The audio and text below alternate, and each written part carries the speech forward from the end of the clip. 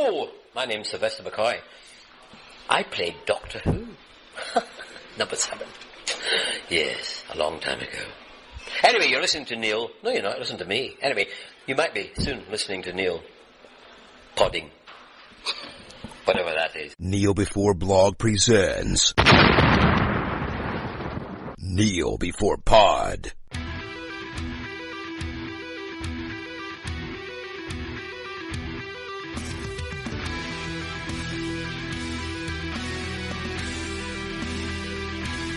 My name is Craig McKenzie, and in the year 2017 I host a podcast talking about nerdy things. To help me do this, I recruited a team to help me with my rambling. We span the entirety of the film-TV continuum to find topics to discuss. Please don't call us losers. We prefer the term Neil Before Pod. So joining me, he's not supposed to exist. He's a time remnant or a temporal aberration or whatever they want to call them. Hi, Chris. Hello. How does it feel to know that you should never have existed? Well, you know, I'm kind of safe in the knowledge that everything I do will be erased after this, so, you know, it's kind of liberating.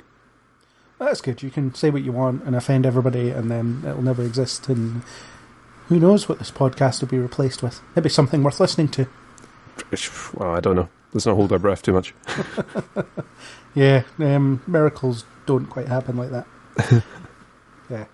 So, how are you, other than being... I'm not bad. I have had a busy birthday week at the time of recording. It is the family birthday and wedding anniversary week. I know every family has them where sort of lots of birthdays and everything all line up. So I have been out a couple of nights on the bounce. So I've now got a lovely husky voice and a very tired head. Well, I think I'm starting to catch my flatmate's cold, so that's great. Lemsip and cream of chicken soup will cure all ills. Not in the same bowl. Ship's doctor here. Yeah, I prescribe cream of chicken soup. Yes. I will get right on that. So, DC's Legends of Tomorrow, another show that we watch. We're flying through the DC universe, the DC multiverse, and now we're here to the really silly one. Yeah, silly and fun. That's about how I would describe Season 2. Like, Season 1 had the potential to be silly and fun, but it got caught up in all this love triangle nonsense and crappy villain nonsense. But this season fixed all that by having none of those. Yeah, I mean, they managed to, well, basically clear the slate at the end of Season 1. So, you know, they had the chance to bring something new, and they seem to have taken a lot of the things that we disliked about the first season and just went, right, we're not going to do any of that, and brought in, you know, a better set of villains. And and brought in better characters, really, in the main team. Changed the lineup. Yeah, a little bit, although I will get onto it, but Nate's a bit of a damp squib. A little bit.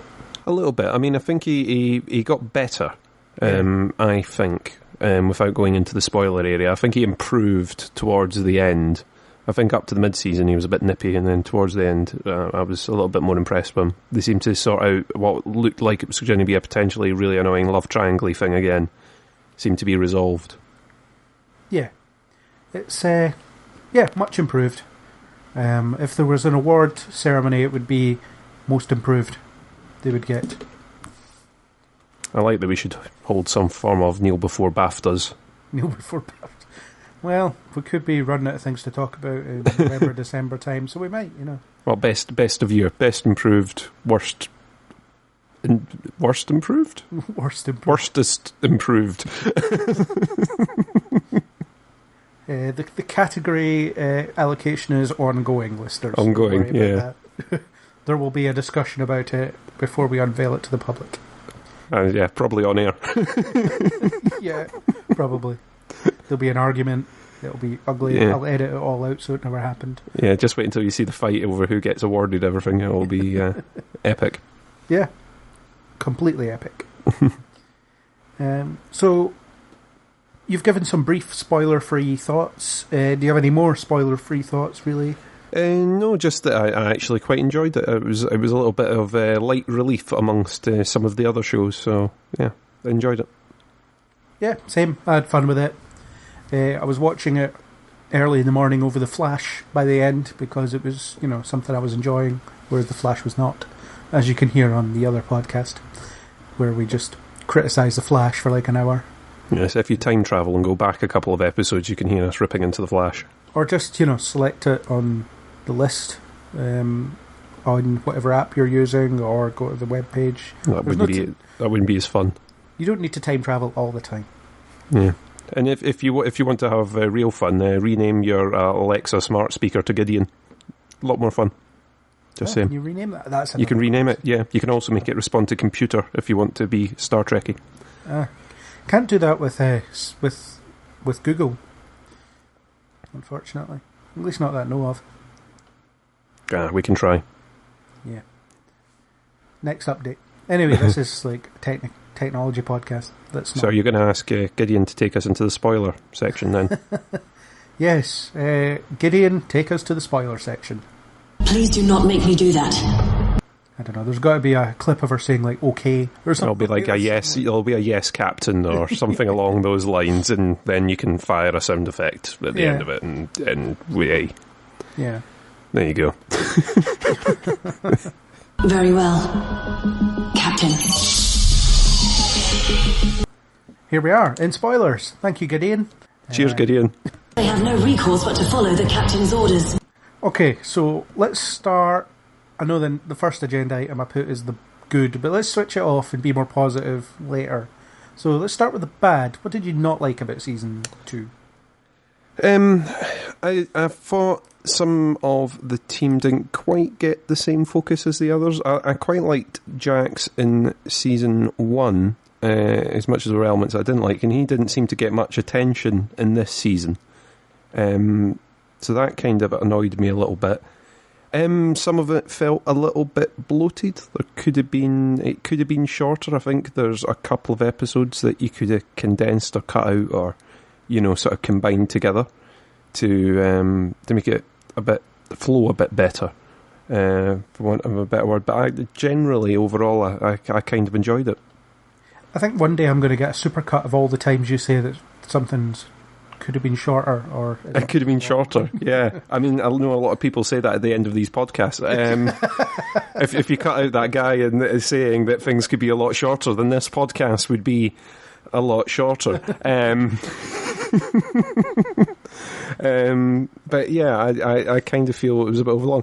It is a theme for me because I always feel that they get told, right, it needs to be 18 episodes long so that it takes us up to this particular point in our TV schedule. And then the writers are like, oh my god, how the hell are we going to string this out for 18? We only wrote 12. And then you end up with, you end up with filler and stuff getting stretched out. That's my feeling anyway. I don't know. What did you think? Do you think this was overlong, or do you think it was actually right length? I would say roughly 18 episodes, or it's only 17 actually. 17 episodes was alright. I mean, it's 5 episodes shorter than the others, which is promising enough. Yes. So they've already got less time there. There's always stuff that I'm not going to enjoy as much as others. The episode with Jonah Hex, for instance, I could have done without that, just like in season 1. They're just not using him very well.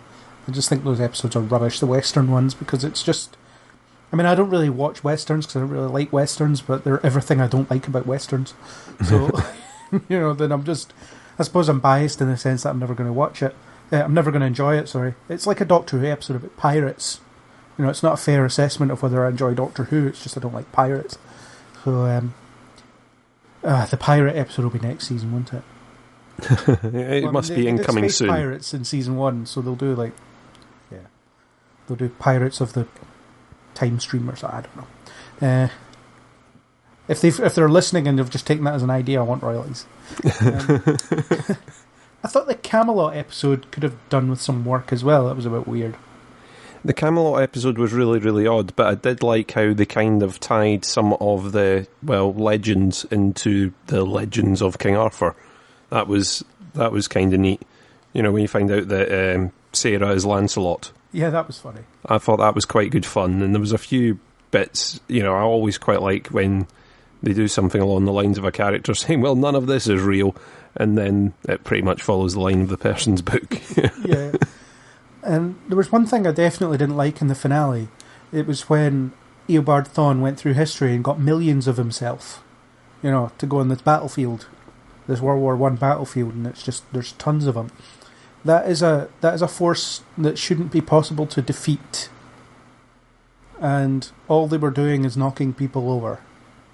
I mean, they could have had the spear, ran off, and killed them all in the blink of an eye, but they don't. And it's always that standard. One unkillable thing is one thing, but a million unkillable things has to be stoppable. Otherwise, yeah, I did think that in this, Fawn's sort of power set he seemed to be either completely unstoppable or slipping on banana skins the whole time. That was one of the things that I didn't quite get, because you've seen in The Flash what he's capable of. You know what a speedster's capable of. So I mean, they managed to get around some of it by saying, well, he can only spend a certain amount of time before he's got to run off again. Yeah. But then once they kind of disposed of some of that, you're left going, well, this should be over now. This should be just done. There's also a lot of baddies leaving people alive, explaining the plan, and them escaping. But I think that kind of runs along the theme of the show, where the heroes are just as hapless at some points as the villains. So it, kind of evens out in the end. Adds to a bit of the fun. Yeah. It was just a minor niggle. I mean, I was kind of enjoying it, and then I was like, well, there's loads of him, and he's really fast, and they're not, so why is he not killing them all? Because there would be no show, is the answer. Well, because the credits would roll really quickly. It's like, we were just kidding, guys. There is no season 3. Surprise. Someone's went back in time and changed it again. Yeah. But other than that, I was kind of on board with most of it. Had a lot of fun with it. The role in the crossover was pretty good. I liked the crossover anyway. It was good fun. And they were the finale of the crossover, so they got everything that paid off. So there's that. So on to the good then. What was your favourite stuff? My favourite stuff. Chrissy's favourite things. I liked Rory in this. I quite liked how they focused quite a lot on his struggle to work with this new family, this new team. How they played with his allegiances quite a lot. Whether he was going to stay on the straight and narrow or not. And then they turn around and go, oh, actually, we kind of need you to break some rules in this one because, we can't, or we don't have the skill set. So I quite liked that, and also him working with the Atom quite a lot. The sort of fun that the two of them were having. It was like a weird, wacky partnership that was striking up every once in a while. So that was probably one of my favourite bits. What else did I like? I also liked getting the White Canary as the captain. And sort of changing that around. I wasn't a big fan of Rip Hunter in the first season. I kind of thought it's like, oh, we've kind of got rubbish Doctor Who. So when they sort of cleared rubbish Doctor Who out the way, I was like, oh, actually, this is kind of a bit fun. There's people that don't quite know what they're doing. They don't know the rules of what they should be doing. They're just kind of stumbling about and making all the problems. And they're just making everything worse when they turn up. So I kind of liked a bit of that, and sort of the team getting used to a new captain and growing with that. I thought kind of actually played out well. It was one of the things for the season length worked. It didn't seem that they rushed at anything. It didn't seem that they sort of resolved everything quickly just to suit it. They actually played it all out, and I liked that. Yeah, and it was when they met the Legion of... not the Legion, the Justice Society of America, and they assumed that Stein was in charge because he's an old white guy. So they assumed he was the boss, and everybody respected and were listening to Sarah, and she had the experience to lead people and put people in the right place to assess situations and so on, whereas he was like useless. She was a good captain, and I like that it essentially turned her into Captain Kirk. She's travelling to different time periods and seducing women instead of different planets. But that's what she does. It's I don't know. It's a very perverse version of Star Trek we've got here, with time-travelling superheroes flying around. But yeah, she's essentially a Captain Kirk type figure. I do wish they'd do something a bit more interesting with her, with her fluid sexuality though, because they have just played it for laughs this season. Every time she goes to, well, not every time, but there's a few times she goes to a time period and hooks up with some women that wouldn't necessarily want to hook up with her at the time, or had been in, closeted. Because the first episode they had, I forget the historical figure, some queen or some princess or something, and then later on it's someone in the Camelot place. It's like Maid Marian or whoever. Yeah, isn't it? that's the one. Yeah. Well, no, not in Camelot. It wouldn't have been. I don't know. It was someone. I can't remember who it was. Guinevere? No. Yes. Guinevere. That's it. There All we right. go. Getting different legends mixed up. Yeah. So they could have done something more interesting with that, done a proper love interest. I remember in season 1, one of the stronger things they did with her was, there was that closeted nurse in the 50s. She made her feel better about her, her feelings and things. They could have done more of that, which they didn't really do. But they were developing her as a leader, and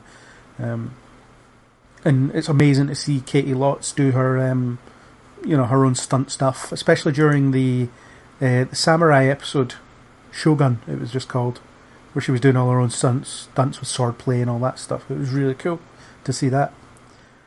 My absolute favourite thing of it was the Legion of Doom episode, though, where the legends were stuck in the background and all the villains were cutting about doing stuff, and you got to see them bickering with each other, and Damien Dark, Malcolm Merlin, and Eobard Thawne just mugging off each other was just great to watch, and getting a bit of insight into their plan, and Thawne's trying to outrun his own non-existence and things like that. That was cool.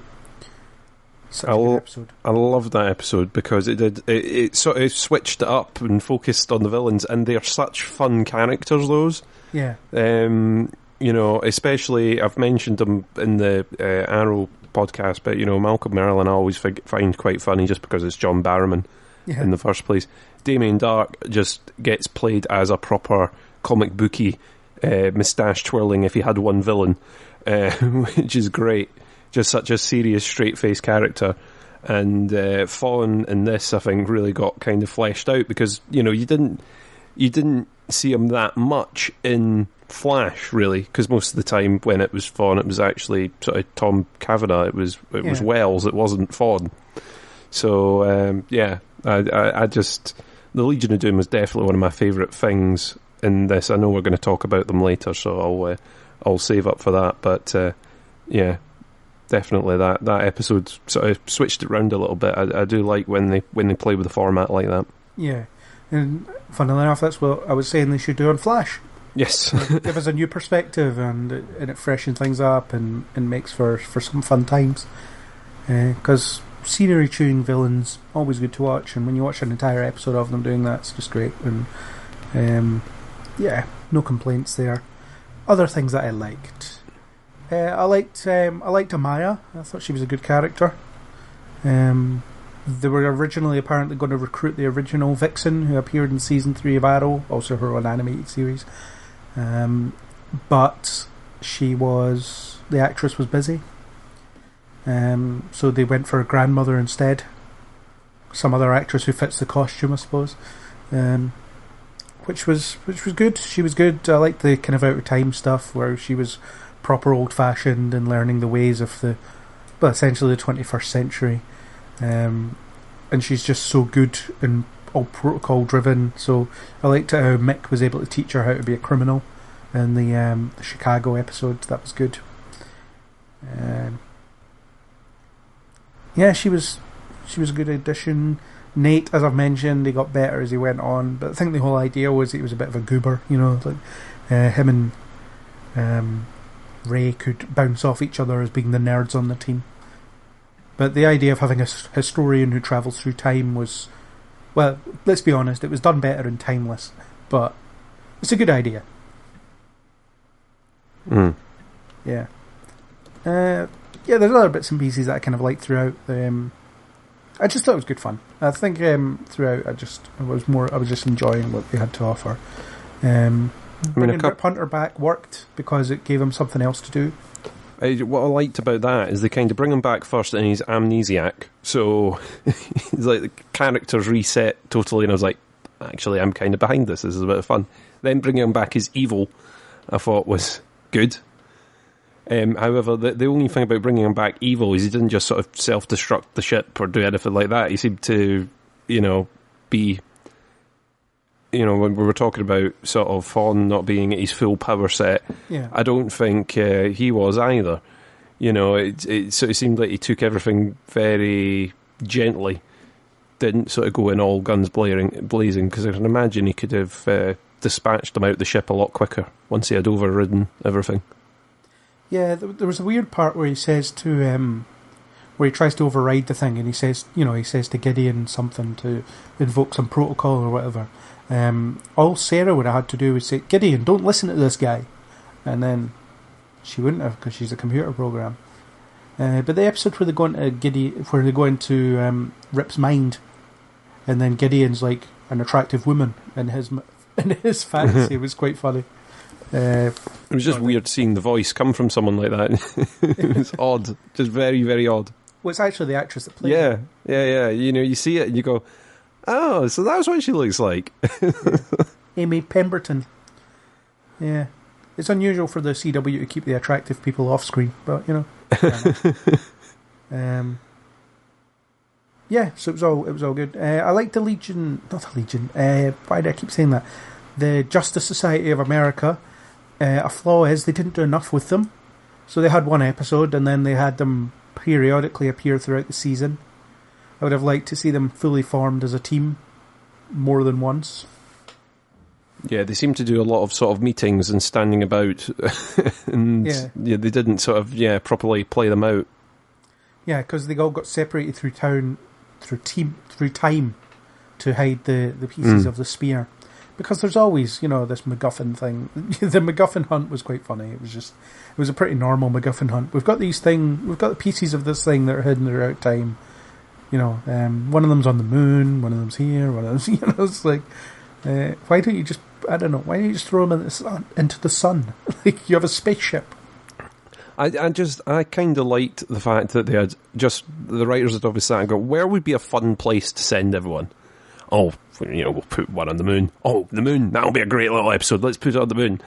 I really, really liked that. It seems that they just went, where's all these great places that we can hide bits, to justify them going to all these different time periods. And I like that it wasn't anything too serious. Like you say, it was like a very obvious just MacGuffin hunt.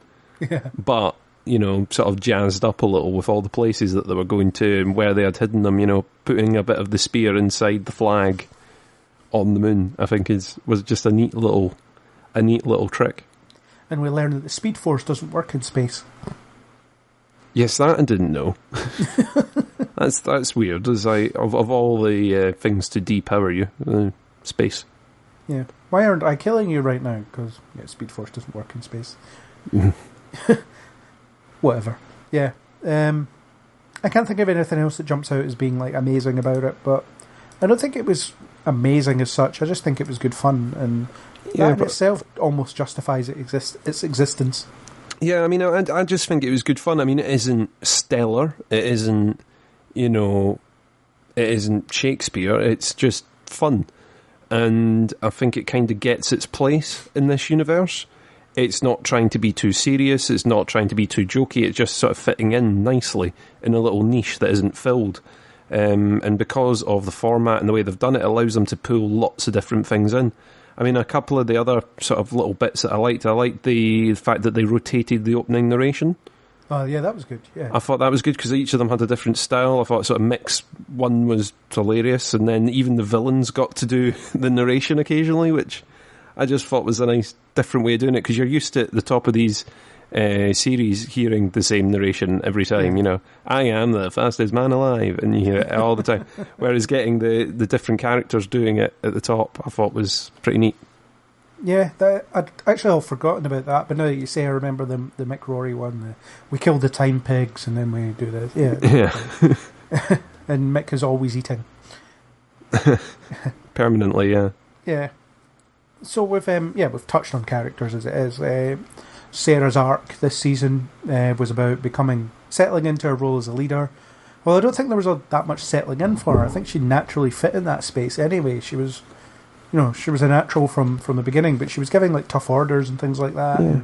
And, I think the only time she relented was when Martin revealed that he has a daughter that shouldn't exist. Yeah. And she was like, well, it's our job to wipe these things out. And then eventually she comes around to the fact that actually it's okay. Yeah, there was a little bit. I mean, I think it was a kind of natural evolution for the character after you've sort of seen her in Arrow as well. So you've got that whole backstory, and it seems that quite natural that she'd end up sort of leading her own team. Yeah. You know, she's one of the obvious characters from Arrow that could sort of fill Oliver's shoes in a way. Yeah, definitely. And turning into a science fiction captain was... And I mean, I could never imagine when she was introduced in season 2 that this is how she would do it. Yes, time-travelling captain. It's like when they were doing the crossover bit, and the end of the second episode was all the Arrow cast trying to escape from an alien spaceship, and apparently one of the producers said, "What do you think of our little crime show now?" You know, it's almost like that. With the way that Sarah's turned out, or most of the other characters you could see fitting into this like science fiction sphere of influence, but her not so much because of where she came from. You know, this grounded assassin background kind of thing.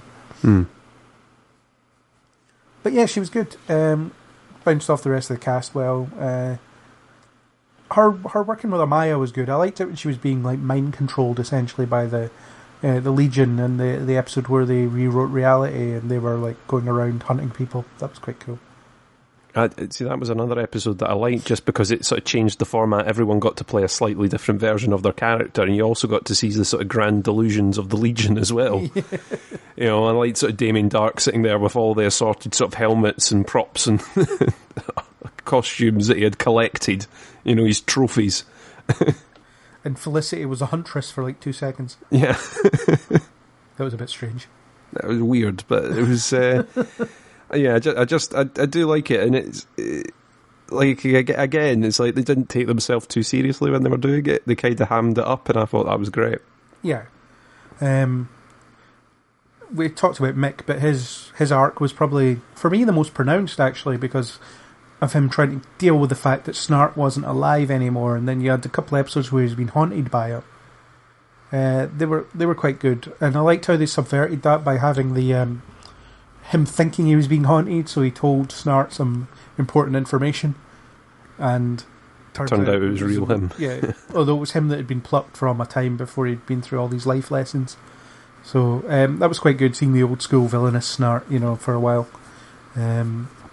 Although the bit where in the ideal world, you know, where they're robbing a bank and the police don't stop them, and they're kind of bored because they missed the chase, they missed the challenge.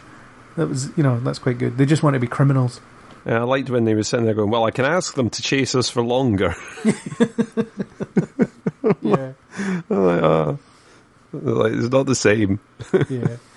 And even Mick sort of rose above his relationship with Snart as well, because he was always the sidekick, you know, the hot-headed sidekick. And in this show, he showed that he'd grown beyond that and was able to go his own way. So the big moment for him was when he ignored or rejected what Snart said and went his own way. That was really good. Yeah, definitely. I mean, it showed a bit of growth, and like I said earlier on, I think it was one of the best arcs. You know, I loved it. Yeah. What did you think of Ray this season? I mean, I thought that I liked the idea of him having to find his place without his suit. Yeah, I liked taking his sort of defining, or one of his defining factors away. You know, he wasn't able to sort of suit up and do it that way, so the sort of play between him and, you know, sort of Mick Rory, you know, when he gets the coal gun. Yeah. And the two are trying to team up, you know, now that he's not got his suit, you know, they feel sorry for him and they try and, you know, team that pair up. I kind of like that, and I'm trying to find his place again. Though I suppose obviously once he gets his suit back, he's sort of back to that again. But even sort of competing a little bit with Nate, I kind of like that edge to it. I wasn't sort of enthralled with the character. He didn't get given like a massive arc this season, but I thought he was all right. I didn't hate him. I didn't love him, but he was there. Yeah, resolving the lack of suit thing off screen during the crossover was a bit anticlimactic. Yeah, because it was kind of like, oh well, it's all resolved now. But then I kind of sat there thinking, well, why couldn't that have happened any other episode? If the whole problem was the fact, we need to go back in time and grab a suit, then they could have done that anyway. No, it was that he found the Dwarf Star alloy in the Wild West for some reason. He wasn't expecting to find it there, but I thought it would be like, it's going to take him a couple of weeks to build a new one, but then the crossover's next week, so you can't have the atom not there during the crossover. That's the thing. So it was like, we just 3D printed this new suit, no big deal. Well, there goes an arc for no reason. I can't think of what else they did with him the rest of the season. He tamed a dinosaur. That was cool. Yeah, he lived in the Jurassic period. Or was it the Jurassic period or the Cretaceous period? One of the periods. One of the periods he was there. Yeah. I liked that he had become a sort of nuts dinosaur hunter, living in his little sort of tree fort thing. What was he called it? Gertrude. The dinosaur. That was quite funny. Yeah. Other characters. There were so many characters this season, it feels like. Amaya, we've already touched on. Her relationship with Nate, I could have done without. I thought it was a bit rubbish. There was a bit of the, it's on, it's off, it's on, it's off, it's on, it's off. That makes me go, I don't care anymore. It was so predictable as well. It was like, we're just having fun. Oh, one of them's going to develop feelings. And then, any minute now. Yeah. And then you had this whole thing where it's like Amaya has to go back to her own village in time to die, for it to be burned to the ground, for history to happen. And I get the idea why they kept her around, because she was working within the confines of the team. But at the same time, it's like she'll have to go back at some point, won't she? Because they can't really change that because of Vixen in the future, and it'll affect the other shows too much. So it's like, I understand the idea that they don't have to return her to her time period by a certain point, because she can just go back at any time, as long as she's not like 80 or something. But she also has to go back in time to be the mother to a child as well. So there's that. Because she doesn't have any children at that point, so yeah. Who knows? I think at some point they'll have to address that, but I guess their declarative statement at the end of season 2 was like, nah, not yet. We'll leave it for now. Jax became the engineer, which was a good place for him, I suppose. He got to fix the ship when it got damaged all the time. Yeah, I kind of liked that they had, he sort of stepped up as chief mechanic in a way, or chief, like you say, chief engineer. I liked that, but I just didn't think that he got much to do. Because Stein had the whole daughter arc in there, it kind of left Jax with not much to do, because I think a lot of the time that would have been spent on that pair were spent on the sort of getting the father-daughter bond thing going. Yeah, but other than that, Stein didn't have that much to do. No, you're right. Yeah. He was feeding into the other stuff. He was studying Mick for a while, running some brain scans and things. But yeah, he had his daughter, who only appeared in a couple of episodes, really. I did like it in the Legion of Doom reality, where Jax was like an overseer type figure, and just kept belittling Stein. That was quite funny. What other team members are there? We already talked about Rip. Nate, a bit of a damp squib for most of it. I did like when he got his suit, though, that he only wore once, that I can think of. And he wore it during the crossover, and Mick said to him, "You look like a star-spangled idiot." Mm-hmm. Nick gets the best line. Mick gets the best lines. Yeah. Oh, I did like that line, and like I say, I think he kind of picked up towards the end. At the beginning, I was a bit like, "Oh, we've got a librarian." Yeah. Great. Instead of just talking to the computer library, we've now got a librarian that's sort of hanging out and wanted to be part of the team, but isn't quite gelling. But he sort of picked up towards the end. Yeah. The Spear of Destiny thing was a weird story to have as well. I think, I wasn't quite clear on how it worked, and I don't think they ever explained how it worked. It just rewrites reality to whatever, but I quite liked Sarah's reaction in that arc, because the whole idea was she didn't trust herself to take it because she would have rewritten the reality to do something, and then she just rewrote it so that the spear didn't work. That was the only change she made, and that was enough to fix everything. Yeah, I kind of liked that she was doubting herself in that way, because if those, you know that she's desperate to change what happened to her sister, she's desperate to sort of to fix all that, and here she is, she's given the golden opportunity to do it. So I kind of liked that internal conflict that was going on. It was expected, and they played it quite well.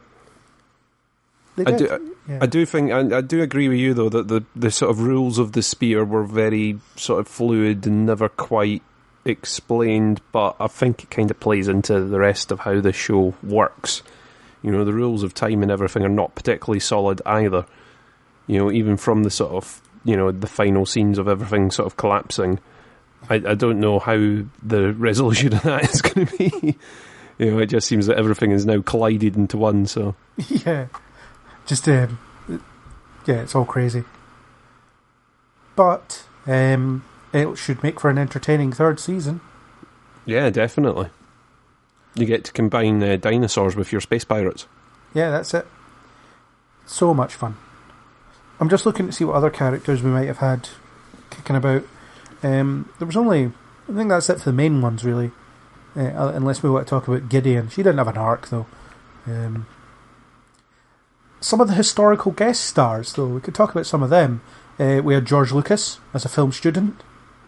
No, I kind of like that. They got stuck in a trash compactor with George Lucas. I just like that. There's a fun short somewhere about George Lucas in his time at college, and they sort of drop in characters.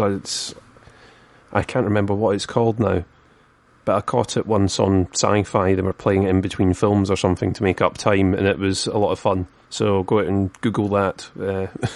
Or Craig will have to have Googled that and put it in the show notes. Tough luck, Craig. You'll have to send me the link. I will. No, I've got to do it. But that was a fun little sort of short, like a 15-minute short of different characters around campus that influenced his Star Wars. So I kind of liked that they did something similar with this, sort of doing lots of little bits that all fed into the films. Yeah, they always really do that with historical guest stars, so to speak. Certainly in Doctor Who, they do it all the time. Like you had the David Tennant Shakespeare episode where it was just inspiring a lot of his famous lines and all that sort of stuff. So they did the similar thing with George Lucas. So he was, I did quite like it when he'd been put off making films, and then Nate and Ray lost all their abilities because they were never inspired by Star Wars and Indiana Jones to be the people they are. And that was quite a nice little touch, although, again, the rules of time travel, why does that change them? But they're still there. How does that work? Yeah, so he never got the suit, so he'd never been on the team of legends, so, yeah. He's not a genius, so, why is he there? Yeah, so that's a bit of an issue. But, again, it was a nice little touch anyway. It's one of those, you're not supposed to take it hugely seriously, but I think I would like them to be consistent with the rules, at least. When I'm having fun with it, I have less of a problem with it, but I still do have a problem with it. Whereas in Flash, I wasn't having fun, and I had a problem with it. So maybe they'll try and fix that next season. Once they fix the timeline, they'll start thinking about it. Because you had Sarah lecturing Barry on the importance of changing the timeline, and she's going around seducing women in the 1800s and whatever years. And they're just making a mess of it all the bloody time anyway. Everywhere and when they go, they make some form of change. And he wasn't the sort of first sort of science fiction styley character that came in, because they meet J.R.R. Tolkien as well. Yes, he was later in the season, but yes. Yes. They didn't really do many Lord of the Rings references, actually. No, I thought they were a bit short on them in there. I'm sure they did You Shall Not Pass, but that was about it. But yeah, the whole idea is they were taking about him as a historian, and he was a soldier. So that was, he wasn't inspired to write Lord of the Rings by meeting any of the characters, that's for sure. It's like, I was just reading Lord of the Rings and there's a spaceship in it. Yeah, that would be a good change. It's adjusted. It's now got a time-travelling spaceship. Well, there's an episode of Timeless. Timeless, the premise is they always change anyway, and they come back to this revised timeline. So they meet the Ian Fleming. Another time travel show. It's tangentially related. So they meet Ian Fleming, and they go through some kind of... They do their thing, and then they get back, and when they catch up their superiors on what's happened, it's like, you've just described word for word the James Bond film Weapon of Choice. It's Sean Connery's finest. So Ian Fleming wrote a book based on their exploits, and then it became that. So yeah, they could have went that route if they'd wanted to. Instead of the Eagles, Gandalf gets picked up by a time-travelling spaceship. Yeah. But Tolkien was quite good. I like the way that he interacted with the team. I'd rather have him than Nate, I would imagine, actually. That'd be quite cool. Now that we think about it, a show about time-travelling people, like celebrity celebrity historical figures. Well, maybe they'll just do that more in season 3, who knows? Maybe. They're going to have Julius Caesar in season 3, so among others.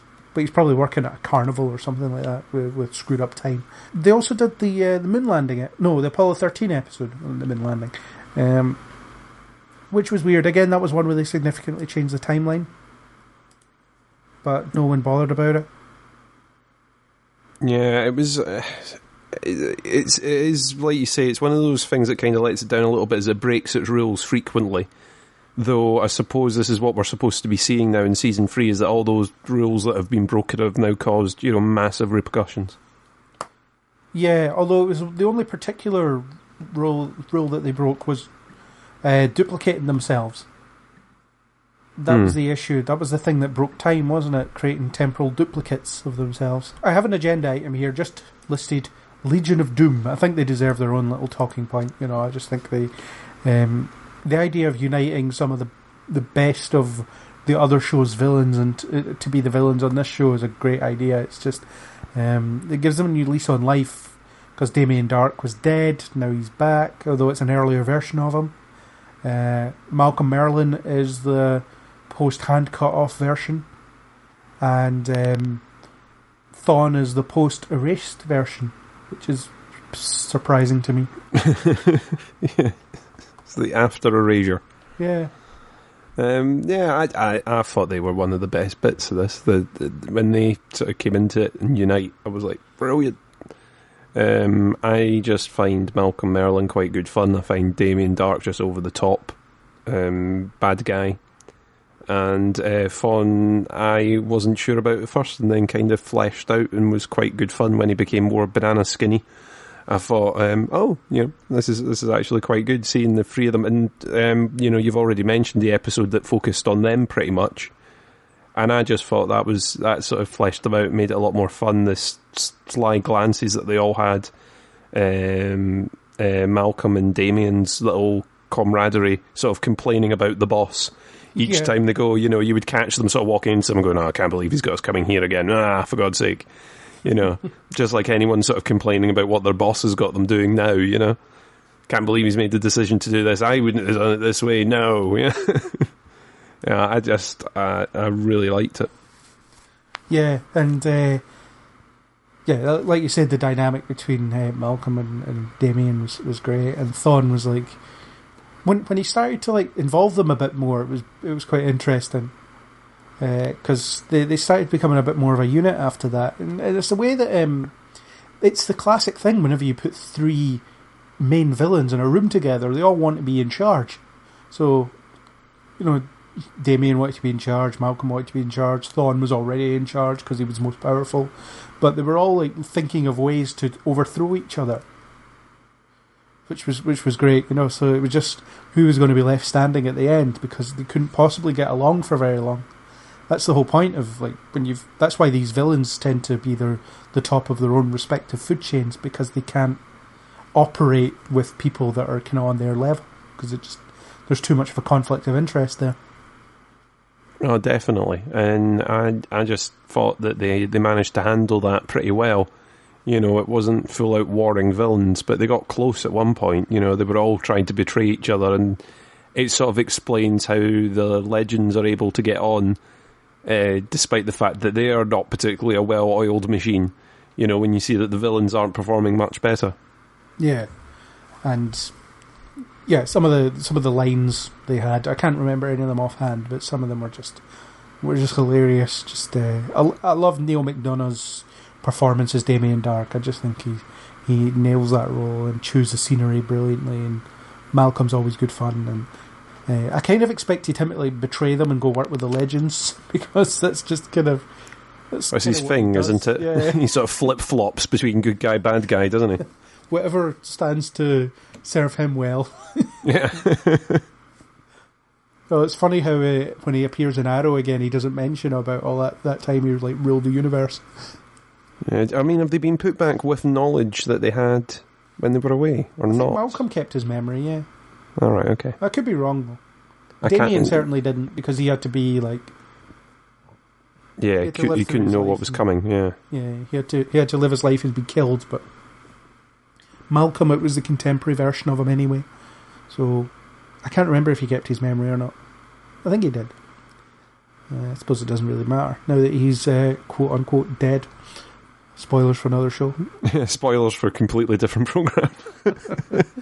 Yeah, but that's the thing. I suppose that is an interesting topic to chat about, actually. Does Legends of Tomorrow work as a show in its own right? Because it's made up of characters from other shows.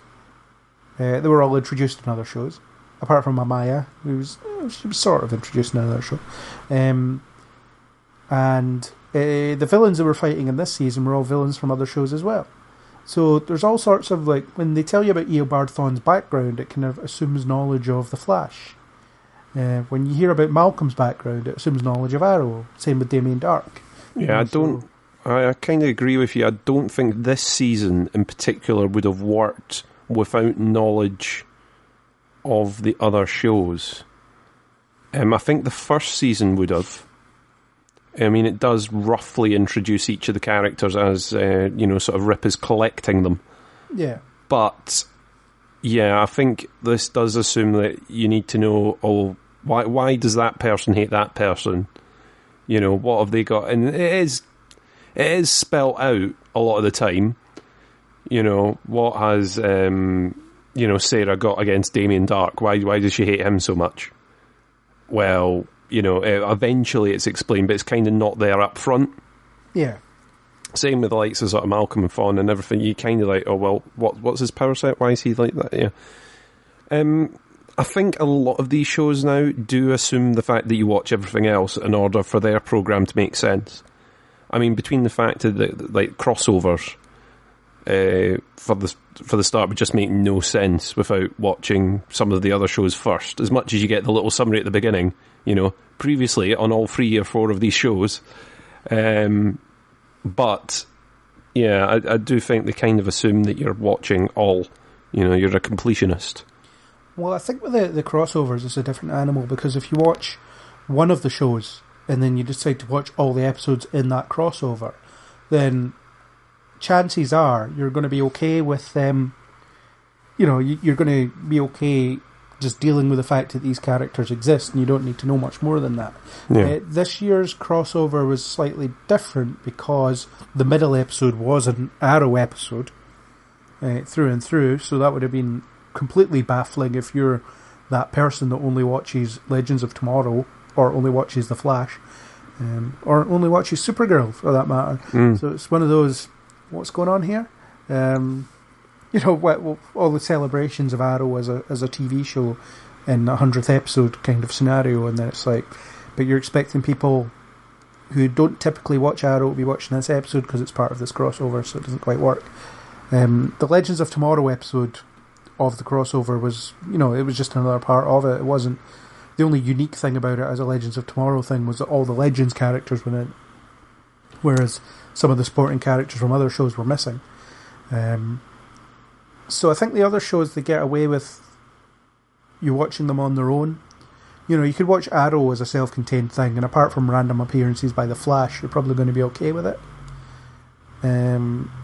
Or Flash characters. Same with Flash. Felicity turns up now and again. Who's she? That. Yeah, I mean, there's odd references to other people, or calling someone, or I've heard from someone else. Yeah, but I think with Legends, particularly this season, if you don't watch at least one of the other shows, you're going to be, who are these people? What's going on? But Legends, Legends along for the ride. Yeah, Legends kind of is a crossover of its own, though. Yeah, I mean, I do treat it as that. It's sort of an amalgamation because it is characters that have basically been pulled from the other shows. Yeah. All the spare parts left around from other shows assembled. And it was that was the premise in season 1. Rip pulled these people together because they weren't historically significant. So, they could be killed and no one would notice. Wouldn't affect the timeline too much. Although, perversely, maybe it's because he took them out of time that they're not, historically significant. Who knows? They're just recorded as disappearing sometime in the year, whatever, and then they're never seen again. Yeah. So that's an interesting one. I don't know what other people think about that. If you only watch Legends of Tomorrow and you're okay with it, then get in touch. We'd be interested to hear. Write your thoughts on a postcard and send them to Kneel Before Pod, the internet. Yes. We're on the internet. Yeah. Somewhere. Yeah. So, on to Season 3, which starts very, very soon. So I've called up the wiki entry on Season 3 and what's been kind of revealed. They've pointed out there'll be a 4-way crossover with the other shows. We already know that. The Legends are going to be shaken up with new members in the Wave Rider.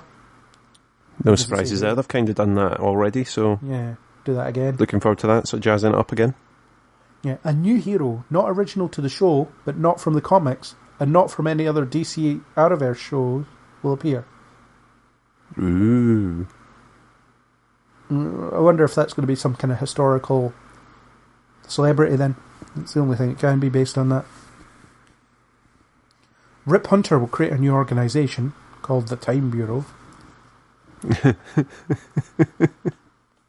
Why not? Yeah, the time administration.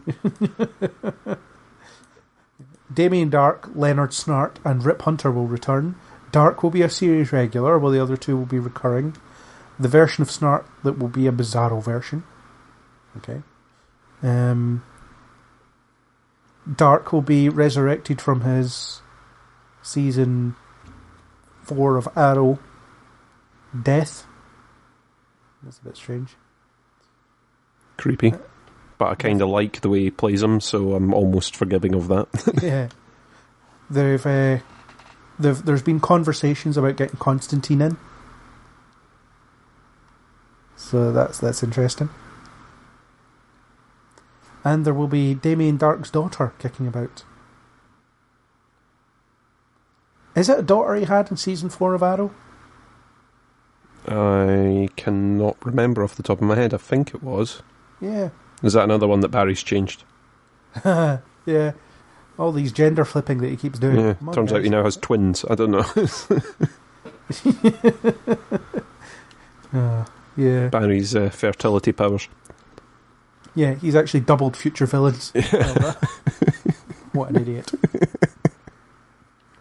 It says that Damien Dark will lead a team of supernatural villains, which will include Grodd. Oh. Yes. It is like they're picking up all the spare parts. I do like that they just seem to be able to go into everyone else's toy box and go, are you using that? Nah, alright, cool. You've already got the CGI model made up for that, haven't you? Yeah. Just just download it onto this flash drive and we'll copy it over here, please. Yeah. Suits you, suits us, it's coming out your budget. Yeah. But I guess that's the problem with Legends. Sometimes the action scenes are very kind of people... They're very kind of Sarah or Mick heavy most of the time. because everyone else is quite expensive, whereas they're just stunts. Not that stunts aren't expensive, but they're less expensive than... Yes, than CGI shrinking suits and flying people, and I imagine there's elements that they can reuse each time, but it still must be quite expensive shot for shot. You almost never see Firestorm. Almost never. There's always a reason that they can't touch each other and become Firestorm. And yes, I did mean the dodgy wording. Performance anxiety, I think that's it. Yeah, or they're separated by a piece of glass, or, something like that. Yeah, or they're in a huff with each other so it doesn't work. I like when it's flimsy like that. Yeah. I think I've mentioned that in other ones where it's like, yeah, we could totally beat them if only this powered person didn't have performance anxiety. Yeah. So, do you have anything else to say about Season 2 of Legends of Tomorrow? No, that's about it. Overall, I enjoyed it. It's not the best written thing in the world. It's not the most airtight, but you know what? It has fun while it does it. Whereas the other shows kind of take themselves too seriously as they do it, and that's why I come down a bit harder on them, I think. I'm almost forgiving because they're doing it out of a place of fun rather than seriousness. Yeah, it's the most fun, for sure. And it's just good. It's got a good collection of characters, good cast. The episodes are entertaining as all hell. They solve the villain problem. Everything else, it's just such a good time. I'm looking forward to Season 3. So much so that I think it starts the same day as The Flash does. I will be watching that before I go to work instead of The Flash, because there's a better chance of me enjoying this. Hey, there you go. There you go. Can't get better than that. Yeah. Also, I have to throw this in. When I was watching Arrow Season 2, I followed Katie Lotz on Twitter, and she sent me a DM saying thanks for the follow. I tried to reply, but then I couldn't reply because she's not following me. Oh. I was like, oh, come on. I thought it was in there, but apparently not. But yeah. I just thought I would share that with all our listeners. Yeah, just to make us jealous, that's fine. Whatever. Yeah. She said 3 words to me on the internet. Without me prompting her to. Well, in internet terms, that's practically dating. That's it. That's it. I'll tag her in some of the reviews next season. I'm sure she'll ignore them. So, I will return back to the point where I made that temporal mistake, fix it so that you are erased from existence, and then I'll get on my merry way in my ship, going to cause all sorts of mischief throughout the timeline.